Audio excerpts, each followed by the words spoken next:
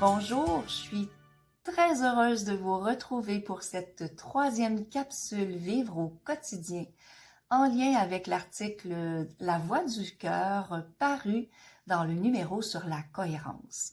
Si vous n'avez pas lu ce numéro, je vous le recommande fortement. Et je vous recommande aussi la lecture de l'article La Voix du cœur pour mieux comprendre l'exercice que je vous présente aujourd'hui. C'est quoi la voix du cœur?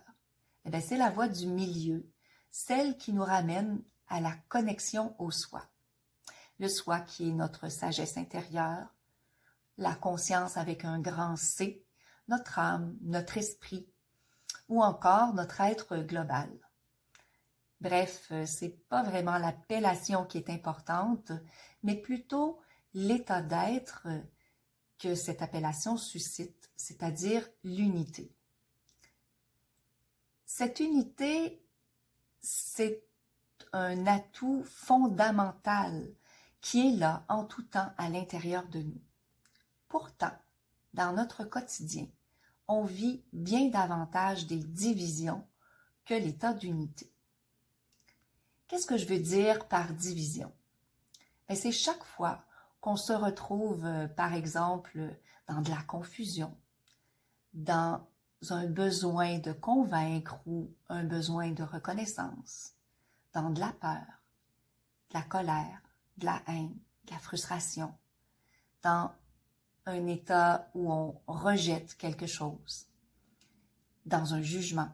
Même si ce jugement est positif, en fait, chaque fois qu'on met une étiquette sur quelque chose, on est en train de séparer ce qui est là. Et donc, on est dans la division. La division, c'est aussi l'amour conditionnel. Chaque fois qu'on met une condition sur quelque chose, on divise. C'est aussi l'attachement. On s'attache parce qu'on a peur de quelque chose, donc on est encore dans la séparation. Cette liste qui n'est pas exhaustive nous propose des exemples de division. Mais qu'est-ce qu'ils nous apprennent, ces états-là?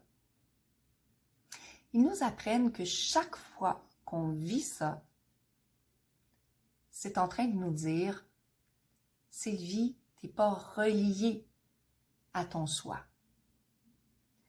Tu vis la situation dans un état de division. » Et ça, c'est important comme information parce que à partir du moment où on en a conscience, on peut tout de suite transformer la situation et se relier à soi pour changer le cours des choses. Au lieu de rester dans la division, eh bien, on bascule dans l'unité. Alors, comment on fait ça?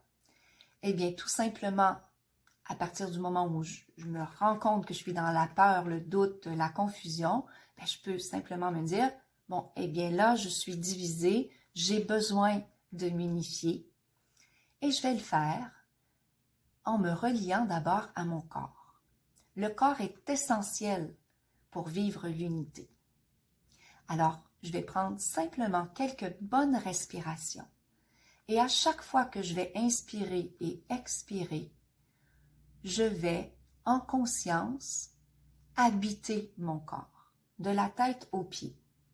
Donc, je vais inspirer et expirer en me disant, ici et maintenant, j'habite mon corps. Quand je me sens bien reliée à mon corps, je vais maintenant, soit intérieurement ou soit à haute voix, dire « Ici et maintenant, je reconnais, j'accueille et j'accepte l'état unifié que je suis fondamentalement. Et je lui permets de rayonner tout autour de moi. En faisant cela, je me reconnecte à toutes les parties de moi et je peux retrouver un état beaucoup plus paisible. Je pourrais écrire la petite phrase que je vous ai mentionnée ou celle qui vous viendra de façon spontanée, qui sera encore bien meilleure que celle que je viens de vous donner comme exemple. Donc, je pourrais écrire cette phrase-là tous les soirs avant d'aller au lit.